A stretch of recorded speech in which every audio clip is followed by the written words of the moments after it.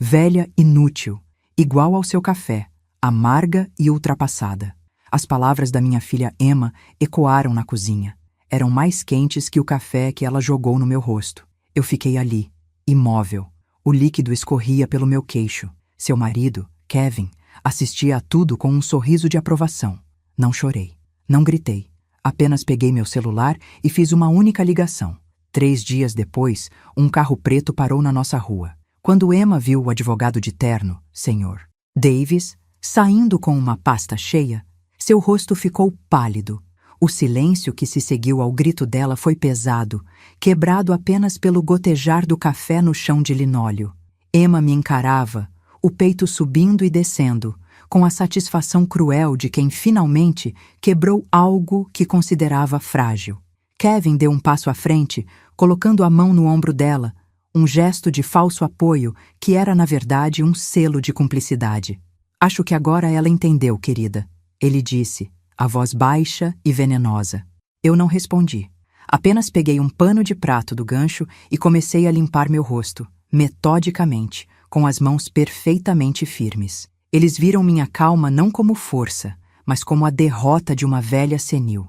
Eles pensavam que a batalha havia terminado ali, naquela cozinha profanada. Mal sabiam eles que a guerra estava apenas começando. Eles me observaram com uma mistura de desprezo e impaciência, esperando por lágrimas que nunca vieram.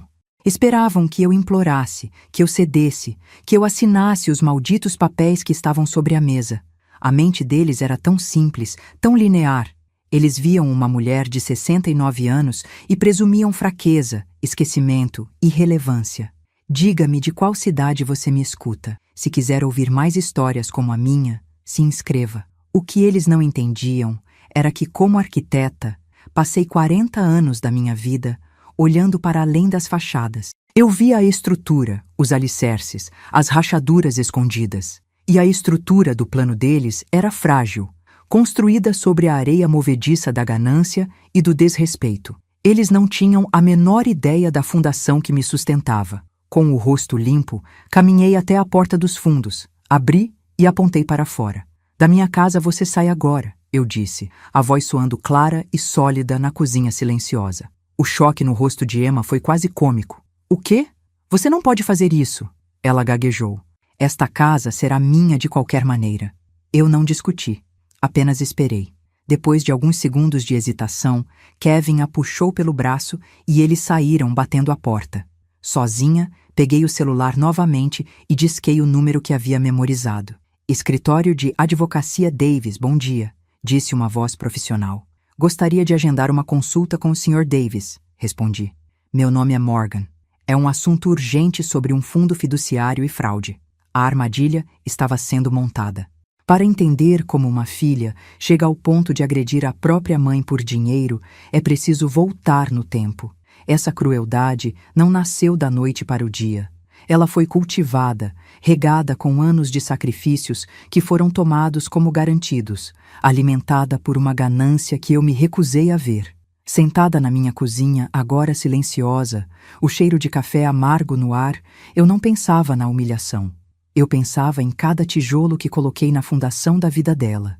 Cada dólar economizado, cada sonho adiado, cada pedaço de mim que entreguei, acreditando estar construindo um futuro para ela. A verdade é que eu estava apenas construindo a arma que ela, um dia, apontaria para mim. Deixe-me contar como tudo isso realmente começou. Eu não venho de berço de ouro.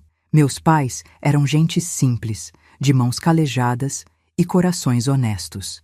Meu pai trabalhava na construção civil, um homem que entendia de alicerces mais do que qualquer engenheiro com diploma.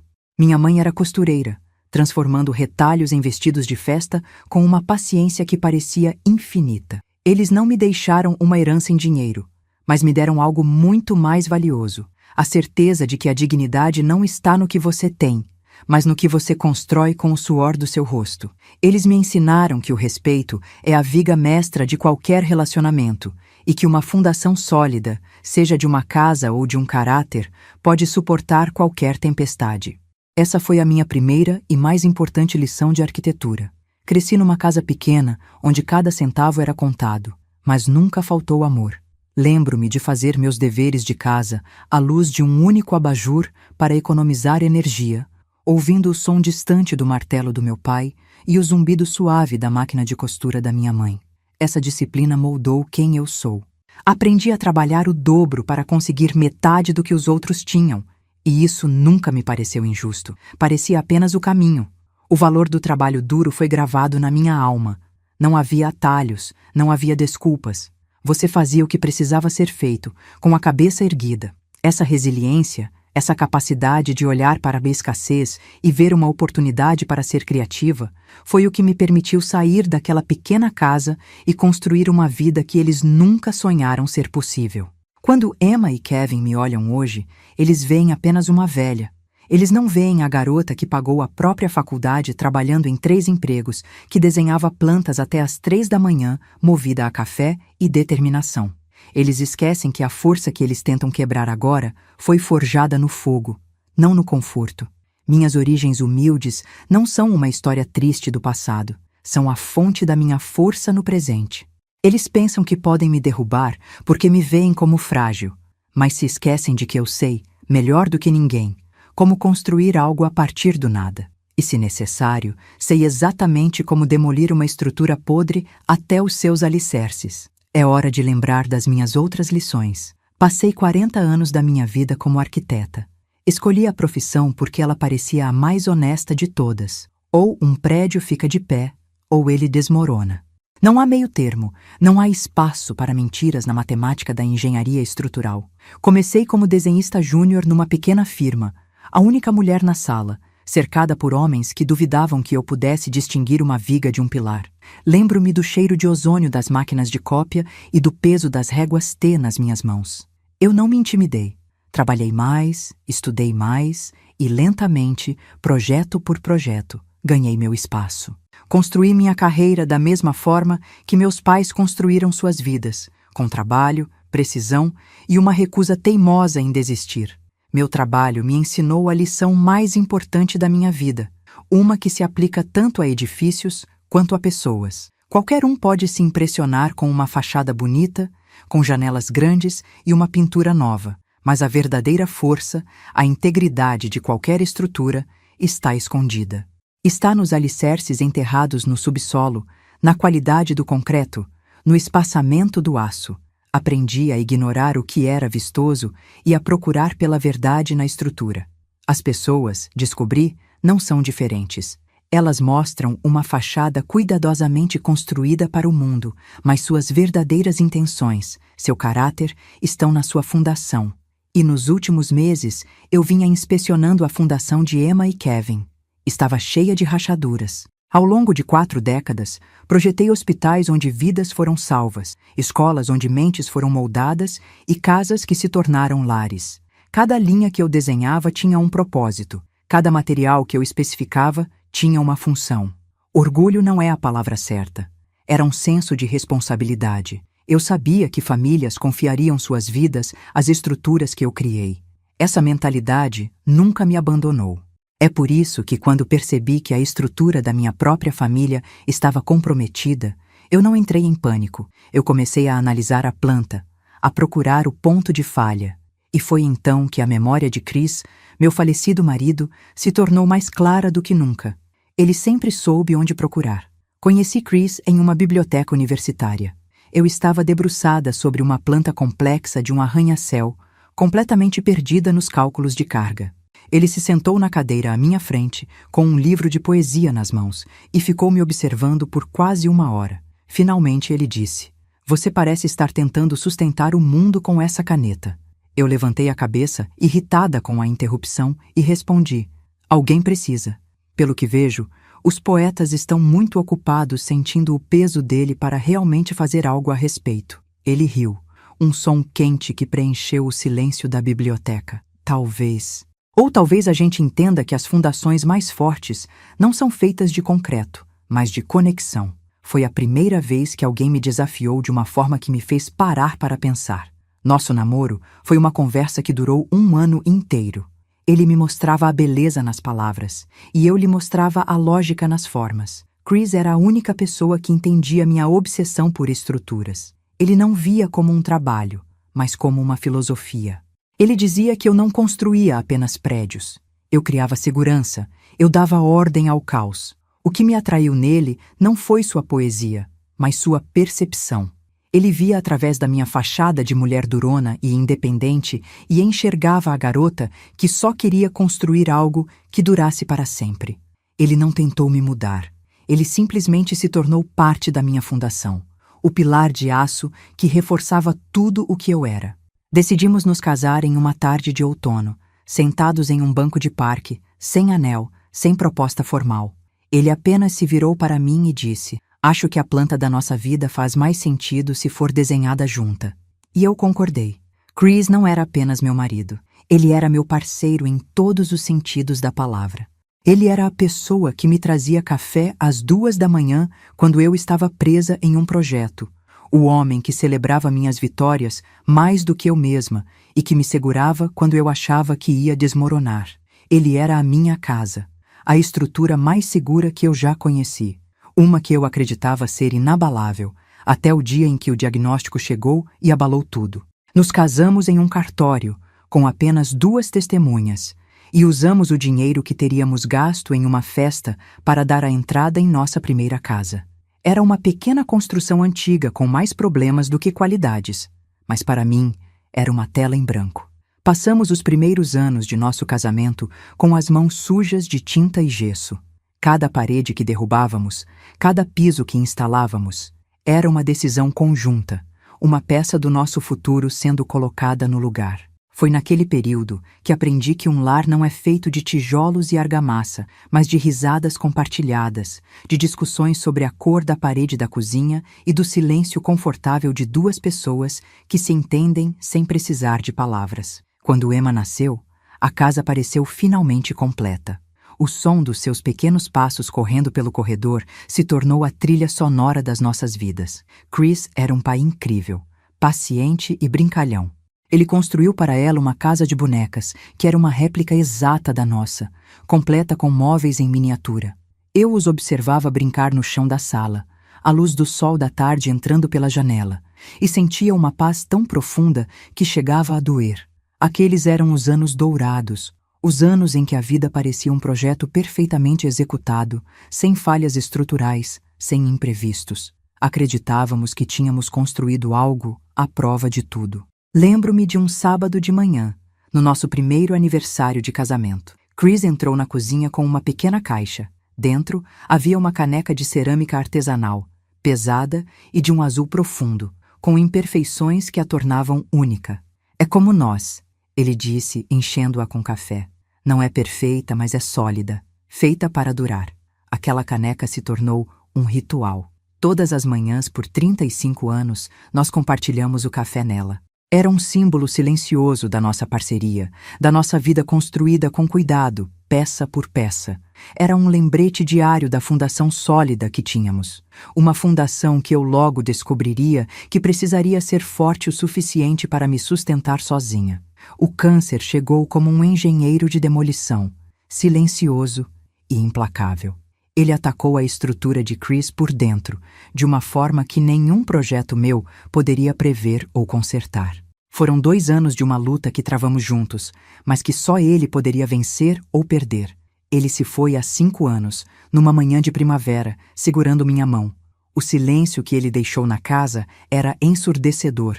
Por meses, eu me senti como um prédio condenado, esperando o colapso. A dor era uma rachadura que atravessava cada cômodo, cada memória. Eu olhava para a caneca azul na prateleira e não conseguia tocá-la. O café havia se tornado amargo demais. Mas, mesmo no luto, a voz de Chris permanecia. Ele costumava dizer: "Não olhe para as paredes, olhe para a planta. A verdade está sempre na estrutura." Ele dizia isso sobre meus projetos, me lembrando de focar nos fundamentos, não nos acabamentos superficiais. Depois que ele se foi, comecei a aplicar isso à minha própria vida. A dor era a parede rachada, mas a estrutura, o amor que compartilhamos, a força que ele viu em mim, a família que construímos, ainda estava intacta. Lentamente, eu comecei a reconstruir. Voltei a tomar meu café na caneca azul. A fundação que ele me ajudou a construir era forte. E nos últimos tempos, eu precisava dela mais do que nunca. Eu dei tudo para a Emma. Quando ela decidiu cursar direito, eu não hesitei. Peguei os $130.000 que havia economizado para minha aposentadoria antecipada e paguei a faculdade dela integralmente. O sonho de viajar pelo mundo podia esperar. O futuro dela não. Quando ela quis o casamento dos sonhos, vendi o pequeno terreno que herdei dos meus pais por $45.000 para pagar pela festa. E quando Kevin teve a ideia brilhante de uma startup de tecnologia, eu investi $60.000, cada centavo que tinha guardado. Eu via esses atos não como sacrifícios, mas como investimentos no futuro da minha filha, as vigas de aço que sustentariam a vida dela. O maior investimento, no entanto, foi a casa deles. Eles encontraram o lugar perfeito, mas não tinham como pagar a entrada. Então, eu saquei $250.000 da minha conta, o dinheiro que eu havia planejado usar para finalmente reformar a minha própria casa, a casa onde ela cresceu. No total, foram $485.000. Eu entreguei a eles com um sorriso, feliz em vê-los começar a vida em uma base sólida. Na minha mente, eu estava apenas fazendo o que qualquer mãe faria. Eu estava construindo para ela. E agora, naquela mesma cozinha que eu me recusei a reformar por causa deles, com o cheiro do café amargo no ar, eu finalmente vi a planta. Eles não queriam apenas as paredes. Eles queriam demolir a fundação inteira. Depois de dar a eles o dinheiro para a casa, mudei-me para o quarto de hóspedes por alguns meses, a pedido deles. Eles disseram que era para me ajudar a me recuperar da solidão, para que eu não ficasse sozinha na casa grande. No início, pareceu a decisão certa. Emma cozinhava meus pratos favoritos, e Kevin sempre perguntava sobre o meu dia. Eu me sentia útil, cuidando dos netos enquanto eles trabalhavam. Sentávamos juntos na varanda à noite, e eu me sentia parte de algo novamente. Parecia que meu investimento não tinha sido apenas financeiro, mas emocional. Eu estava reconstruindo a minha família sobre uma nova fundação, uma que parecia, à primeira vista, mais forte do que nunca. Tudo parecia bem no começo. As risadas eram genuínas, os abraços eram calorosos. Lembro-me de uma noite em que Emma se sentou ao meu lado e disse: "Mãe, não sei o que faríamos sem você. Ter você aqui torna esta casa um lar." Suas palavras foram como um bálsamo para as feridas que a morte de Chris havia deixado. Eu acreditei nela. Acreditei que meu sacrifício tinha valido a pena, que eu havia garantido a felicidade deles e, por extensão, a minha. Eu os via prosperar na casa que ajudei a construir e sentia um orgulho profundo. Eu estava cega para as pequenas rachaduras que já começavam a aparecer na fachada daquela felicidade cuidadosamente construída. O primeiro sinal foi sutil, quase imperceptível. Durante um jantar, Kevin mencionou de passagem um novo sistema de segurança inteligente que ele queria instalar. "Seria bom para monitorar as coisas quando não estivermos aqui", ele disse, olhando para mim por um instante a mais do que o necessário. Na época, eu não pensei nada sobre isso. Achei que era apenas a preocupação de um novo proprietário. Descartei a sensação estranha, a pequena pontada de desconforto. Afinal, por que eu desconfiaria do meu próprio genro? Eu estava na casa deles, sob o cuidado deles. Era natural que quisessem manter tudo seguro. Mal sabia eu que a segurança que ele queria não era para me proteger, mas para me vigiar. Então, os jantares de domingo começaram a ser cancelados. Primeiro, era uma desculpa plausível, um projeto de trabalho de última hora, mas logo se tornou um padrão. "Quer almoçar no domingo?" eu perguntava a Emma ao telefone. A pausa do outro lado da linha era sempre um pouco longa demais. "Não posso, mãe, estou ocupada." Sua voz era plana, desprovida de qualquer emoção. "Que tal no sábado, então? Posso levar as crianças ao parque." Outra pausa. "Sábado também não dá. Estamos com a agenda lotada." As desculpas eram vagas, impessoais. Eram paredes sendo erguidas, tijolo por tijolo, e eu não tinha as ferramentas para derrubá-las. Eu tentava me convencer de que era normal. Eles eram jovens, tinham carreiras, uma vida social agitada. Eles só estão ocupados com o trabalho, eu dizia a mim mesma, enquanto regava as plantas na minha varanda solitária. "A vida é corrida, você sabe." Eu repetia as palavras dela para mim mesma, tentando fazer com que soassem verdadeiras. Mas, no fundo, uma semente de dúvida começava a brotar. A distância não era apenas física. Era um frio que se instalava nas conversas, um abismo que se abria entre nós a cada ligação não retornada. Eu sentia minha família se afastando, e a esperança que eu nutria começava a parecer ingênua. Quando eu os visitava, o tratamento era diferente. As conversas se tornaram formais, como se eu fosse uma convidada distante, não a mãe dela. Kevin estava sempre presente, agindo como um porteiro. Ele respondia às perguntas que eu fazia para Emma, controlando o fluxo da conversa. "Posso ver as crianças?" Eu perguntei uma tarde, parada na porta da casa deles. "Eles estão fazendo o dever de casa", respondeu Kevin, bloqueando parcialmente a entrada. "Eu posso ajudar, eu adorava matemática." Ele forçou um sorriso. "Nós damos conta, Morgan."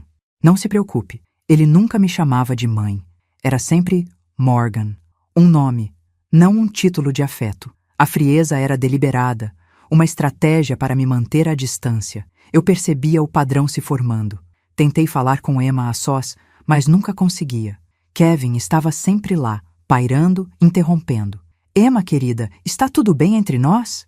Perguntei um dia, quando consegui pegá-la por um segundo na cozinha. Antes que ela pudesse responder, Kevin entrou. "Está tudo ótimo, Morgan." "Por que não estaria?" Ele respondeu por ela, entregando-lhe uma xícara de chá como se estivesse passando um bastão. A confusão dentro de mim crescia. Eu não estava mais lidando com uma filha ocupada. Estava enfrentando uma fortaleza guardada. Então, o gaslighting começou. Eles começaram a negar coisas que haviam dito, a torcer as minhas palavras. "Mas você prometeu que me levaria ao médico na terça-feira", eu disse a Emma ao telefone. "Eu nunca disse isso, mãe", ela respondeu, a voz tingida de uma falsa paciência. "Sim, você disse. No jantar, você olhou para o calendário e..." Ela me cortou. "Você está confusa. Isso nunca aconteceu." Eu podia ouvir Kevin sussurrando ao fundo. "Eu me lembro claramente", insisti, minha própria mente começando a parecer um lugar traiçoeiro.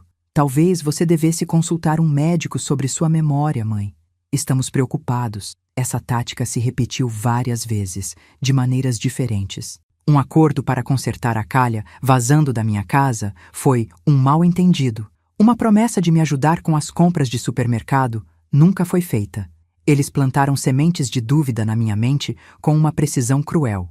Comecei a questionar minhas próprias lembranças, a anotar conversas em um caderno para ter certeza de que não estava enlouquecendo.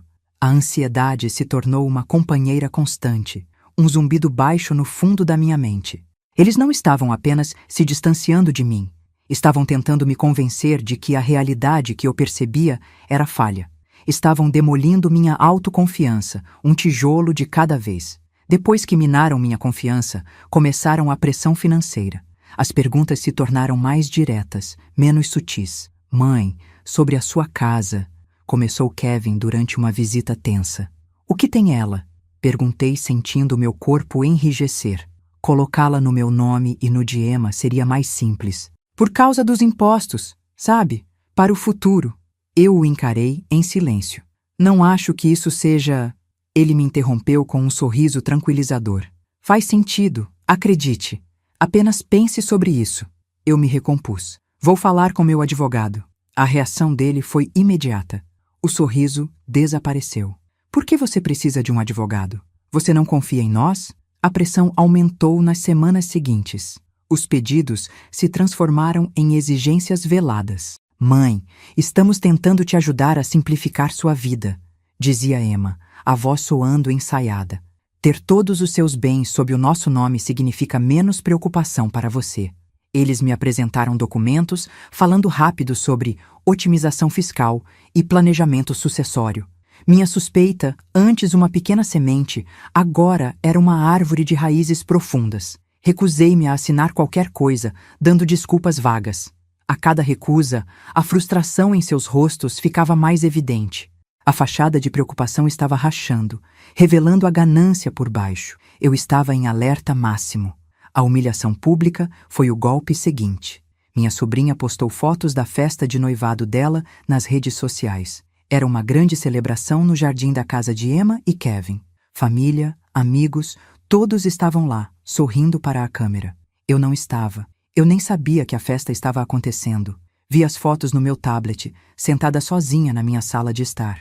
A legenda de uma foto, postada por Emma, dizia: celebrando com as pessoas que realmente importam. A dor foi física, uma pontada aguda no peito. Não era apenas um esquecimento. Era uma declaração, uma exclusão deliberada e cruel, exibida para que todos vissem. Quando confrontei Emma pelo telefone, a desculpa dela foi fraca e insultuosa. Ah, mãe, nós pensamos que você estaria cansada. Não queríamos te incomodar. A mentira era tão transparente que era quase ridícula. Você não me incomodaria, Emma. Eu sou sua mãe. O silêncio do outro lado da linha foi a única resposta que recebi. Naquele momento, meu coração partido começou a se solidificar. A tristeza estava se transformando em outra coisa, uma clareza fria e dura. Eu não estava mais confusa. Eu estava começando a entender a planta do projeto deles. A gota d'água veio durante uma de suas raras e breves visitas. Emma estava andando pela minha sala de estar, seus olhos passando com desdém pelos meus pertences. Ela pegou a caneca de cerâmica azul que Chris me deu, o nosso símbolo. Ela a segurou com a ponta dos dedos como se estivesse suja. Por que você ainda guarda esse lixo velho? Ela perguntou, a voz cheia de desprezo. Deveríamos jogar tudo isso fora. Fiquei sem ar por um segundo. Isso não combina com a decoração moderna que planejamos para cá quando você não estiver mais aqui. A raiva que senti foi diferente de tudo que já havia experimentado. Não era quente e explosiva. Era fria.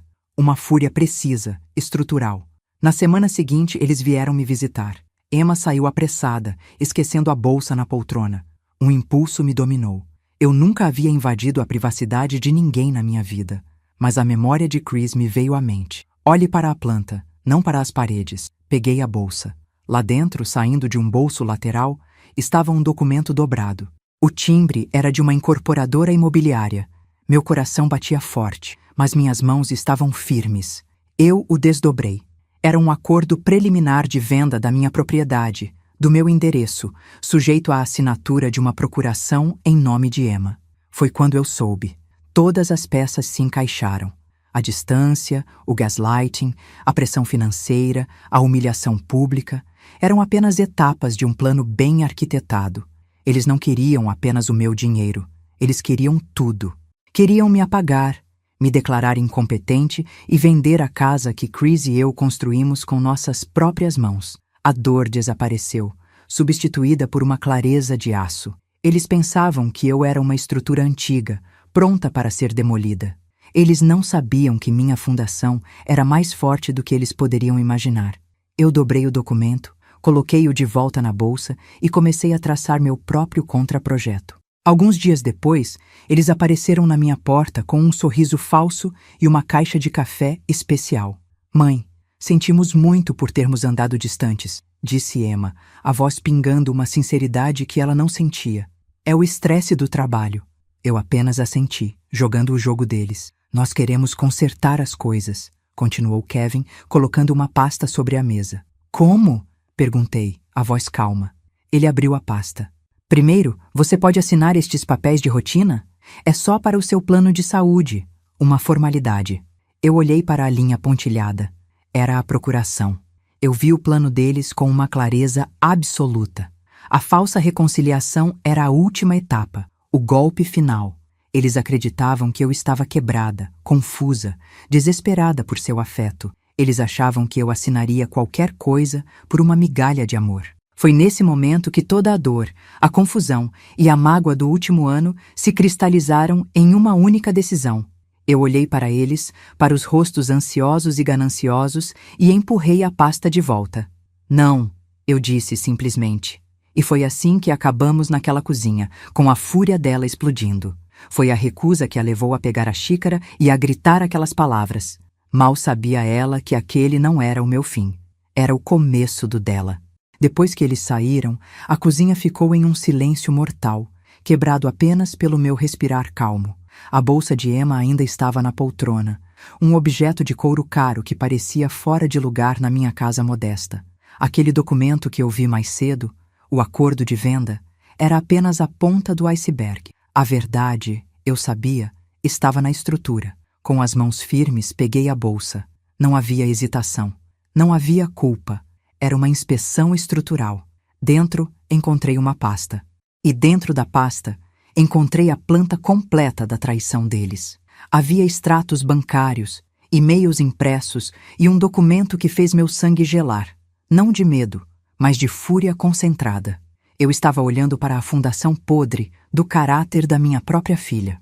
Os extratos mostravam $35.000 transferidos da minha conta de aposentadoria para a de Kevin, em pequenas quantias ao longo de 6 meses para não levantar suspeitas. Os e-mails, trocados com um corretor, detalhavam o plano para vender a casa rapidamente assim que tivessem a procuração e mencionavam um asilo decente, mas econômico para mim. Mas a peça mais condenatória era uma cópia de uma procuração com a minha assinatura grosseiramente falsificada. Eles já haviam tentado forjar o documento. A visita de hoje, com os papéis do plano de saúde, era apenas o plano B. Eles não estavam apenas sendo gananciosos. Eles estavam conspirando para me apagar da minha própria vida, de forma metódica e cruel. O escopo da traição era total. Eu me sentei à mesa da cozinha, os papéis espalhados à minha frente como a planta de um prédio condenado. Minhas mãos não tremiam. Minha respiração era lenta e regular.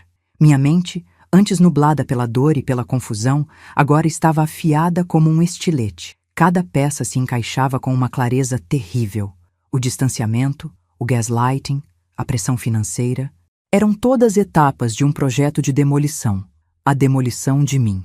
Peguei a caneca de cerâmica azul que Chris me deu, sua solidez familiar em minhas mãos. Eles me chamaram de amarga e ultrapassada. Eles achavam que eu era frágil como porcelana. Eles não entendiam que eu era feita de cerâmica artesanal. Imperfeita, sim, mas construída para suportar o fogo. Com a precisão de um arquiteto revisando uma planta final, comecei a trabalhar. Peguei meu celular e fotografei cada página, cada assinatura, cada linha de e-mail incriminador, garantindo que os reflexos não obscurecessem os detalhes. Criei cópias digitais e as enviei para um endereço de e-mail seguro que criei para esse propósito. Guardei os documentos originais em um envelope que coloquei dentro de um livro antigo na minha estante. Eles eram a prova, a fundação do meu contra-ataque. Eles pensavam que eu era uma velha fraca, perdida em memórias e luto. Eles estavam errados. Eu não estava perdida. Eu estava projetando. E o projeto deles estava prestes a sofrer uma revisão estrutural completa, da qual não se recuperariam. Passei as horas seguintes na minha poltrona, os olhos fechados, não para descansar, mas para processar. Revisei cada incidente do último ano à luz daquelas provas. A preocupação de Kevin com a segurança da casa, as desculpas vagas de Emma para não me ver, a forma como me acusavam de esquecer as coisas. Tudo se alinhava perfeitamente com o cronograma das transferências bancárias e da correspondência com o corretor. Não eram atos isolados de desrespeito, eram movimentos calculados em um tabuleiro de xadrez onde eu nem sabia que estava jogando. Cada mentira era um tijolo.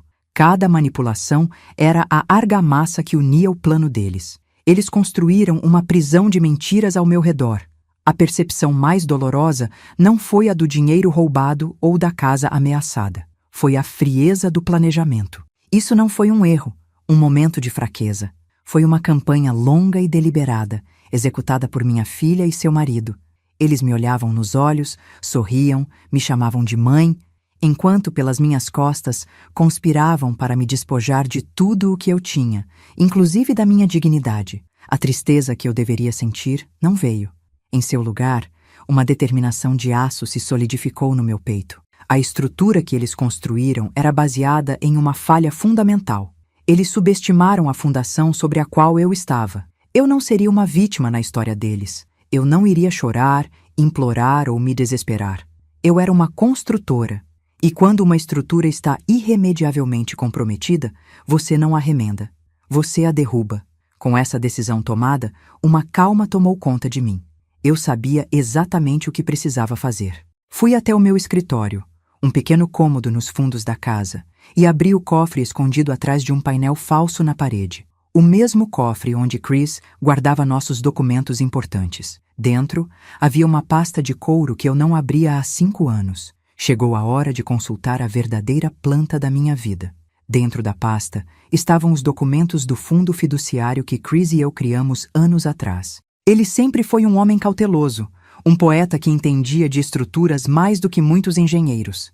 Ele insistiu em colocar a casa, nossa maior conquista, em um fundo fiduciário irrevogável. Eu era a única beneficiária e administradora. Isso significava que a propriedade era legalmente minha, mas também estava protegida, intocável. Nenhuma procuração, forjada ou assinada sob coação, poderia dar a eles o poder de vendê-la. Era legalmente impossível. Eles haviam construído todo o seu castelo de ganância sobre areia movediça. A casa, avaliada em $1.200.000, nunca esteve em risco. De repente, o jogo mudou. Eles achavam que estavam me encurralando, mas eu estava segura o tempo todo, protegida pela previdência de Chris. Eles não tinham a menor ideia da estrutura legal que protegia tudo. Eu não estava mais na defensiva. Eu estava no controle. A voz de Chris ecoou na minha mente, clara como o dia. Não olhe para as paredes, olhe para a planta. A verdade está sempre na estrutura. Ele me ensinou a pensar 3 movimentos à frente. Eu sorri. Eles estavam jogando damas, enquanto eu estava prestes a dar um cheque-mate no xadrez. A fundação que ele deixou para trás era inabalável. Peguei o telefone e disquei o número do cartão de visita que estava na pasta. Escritório de Advocacia Davis, bom dia. A voz era a mesma, profissional e calma. Gostaria de falar com o Sr. Davis. Meu nome é Morgan. Eu preciso da sua ajuda. Houve uma pequena pausa. Qual é a situação, Sra. Morgan? Minha voz saiu firme, sem um pingo de hesitação. Minha família está tentando roubar minha casa e meu dinheiro. E eu tenho as provas. O silêncio do outro lado da linha foi curto. Esteja no meu escritório amanhã às 9 da manhã. Conte-me tudo. A primeira peça do meu contraprojeto estava no lugar. Na manhã seguinte, eu estava sentada em uma cadeira de couro no escritório do Sr. Davis. Ele era um homem mais jovem do que eu esperava, com olhos atentos que não perdiam nada. Coloquei a pasta com os documentos originais sobre sua mesa de mogno polido. Isso não é apenas errado, Sra. Morgan, ele disse depois de examinar cada página por quase 20 minutos, seu rosto uma máscara de profissionalismo tenso. Isso é fraude, falsificação, abuso financeiro de idoso. Eu assenti lentamente. Eu sei. Ele me olhou por cima dos óculos. Eles podem ir para a prisão por isso. Minha resposta foi imediata e fria. Bom, discutimos a estratégia por mais de 1 hora. O Sr. Davis apresentou as opções: um acordo civil para recuperar o dinheiro ou um processo criminal completo. Não havia dúvida na minha mente. Nós não vamos fazer um acordo, eu disse, minha voz ressoando com uma autoridade que eu não usava há anos. Nós vamos apresentar queixas. Quero que eles enfrentem as consequências de cada um de seus atos. O Sr. Davis assentiu, um leve sorriso de aprovação em seus lábios. Excelente. Vou preparar a documentação e entrar em contato com a promotoria. A partir de agora, não fale mais com eles. Deixe-os pensar que estão no controle. A aliança estava selada. Voltei para casa sentindo um peso sendo tirado dos meus ombros, substituído por uma leveza estratégica. Meu papel, agora, era o mais difícil de todos. Eu precisava representar. Precisava ser a velha fraca, confusa e derrotada que eles acreditavam que eu era. Naquela tarde, liguei para Emma. Forcei um tremor na minha voz. Deixei minhas palavras saírem hesitantes. Emma, querida, eu pensei sobre o que você disse, sobre os papéis. Talvez você esteja certa. Eu estou tão cansada de lidar com tudo isso sozinha. A pausa do outro lado foi seguida por um tom de triunfo mal disfarçado. Eu sabia que você entenderia, mãe. Faremos um jantar especial no sábado para comemorar. Apenas relaxe. Eles morderam a isca. O convite para o jantar de comemoração era a confirmação de que eles acreditavam ter vencido. Eles pensavam que eu estava pronta para capitular, para entregar as chaves do meu reino. Enquanto eles planejavam sua celebração, o Sr. Davis trabalhava silenciosamente nos bastidores, montando o caso com as autoridades. Cada documento que eu fotografei se tornou uma peça de evidência. Cada mentira que eles contaram estava prestes a ser exposta sob a luz fria da lei. A fachada de família feliz deles estava prestes a ser demolida publicamente. Eles não tinham a menor ideia do que os esperava no sábado. Nos dias que se seguiram, eu mantive minha performance. Respondi às mensagens de texto de Emma com respostas curtas e aparentemente confusas. Recusei educadamente uma oferta de Kevin para me ajudar a organizar alguns papéis antes do jantar, dizendo que estava me sentindo um pouco indisposta. Eles me deixaram em paz, satisfeitos com sua vitória iminente. Eu usei esse tempo para me preparar. Limpei a casa, cuidei do meu jardim e todas as manhãs tomei meu café na caneca azul, sentindo sua força. Chris me ensinou a pensar 3 movimentos à frente. Eu estava pensando 5. O palco estava montado. A armadilha estava pronta. Eu só precisava esperar que os atores principais entrassem em cena. O jantar de comemoração estava em pleno andamento na casa deles. O som de taças de champanhe e risadas falsas enchia o ar. Eu estava sentada em uma poltrona no canto, observando. Emma e Kevin flutuavam pela sala, exalando um ar de triunfo, acreditando que a vitória era deles. Eles me olhavam de vez em quando, com sorrisos condescendentes, a velha senil que finalmente tinha cedido. Então, a campainha tocou. Um silêncio momentâneo caiu sobre a sala. Kevin abriu a porta, o sorriso ainda no rosto. Do lado de fora, estavam o Sr. Davis, um detetive e 2 policiais uniformizados. "O que está acontecendo?" perguntou Kevin, a confusão começando a tomar conta de suas feições. O detetive olhou por cima do ombro dele, seus olhos encontrando os meus por um instante antes de se fixarem em Kevin. "Sr. Kevin Thompson?" ele perguntou, a voz calma e oficial cortando a atmosfera festiva. O sorriso de Kevin desapareceu. Emma se aproximou, a taça de champanhe ainda na mão. "Quem são vocês?" ela exigiu. O Sr. Davis deu um passo à frente, entregando a ela um envelope. "Estes são mandados de prisão para vocês 2. O detetive começou a ler as acusações em voz alta. Fraude, falsificação, abuso financeiro de idoso. A investigação revelou uma conspiração para despojar sua mãe de seus bens, baseada em uma visão de mundo amarga e ultrapassada de que poderiam enganá-la. A cor sumiu do rosto de Kevin. Emma deu um passo para trás, tropeçando. "Você não pode fazer isso!" ela gritou, não para os policiais, mas para mim. Eu me levantei, minha calma uma fortaleza em meio ao caos. O detetive ignorou o grito dela. "Emma Thompson, você está presa." A justiça foi rápida e implacável. Eles foram presos naquela noite, na frente de toda a família e dos amigos que tentavam impressionar. Suas contas bancárias foram congeladas na manhã seguinte, e uma ordem de restituição me devolveu cada centavo dos $35.000 que haviam roubado. Enfrentaram acusações criminais, e as sentenças foram severas. A casa que eles tanto cobiçavam, ainda minha, sempre foi, protegida pelo fundo fiduciário que eles nunca souberam que existia. Socialmente, foram aniquilados. A família viu a verdade nua e crua.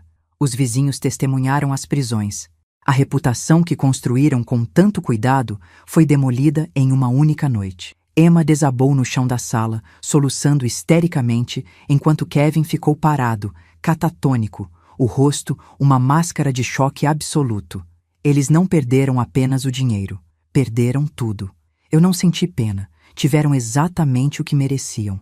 Hoje, o silêncio na minha nova casa é diferente. É um silêncio pacífico, não vazio. Mudei-me para um apartamento menor, com um jardim na varanda, pago com o meu próprio dinheiro. O ar aqui é mais leve. Sobre a minha mesa de cabeceira está a caneca de cerâmica azul.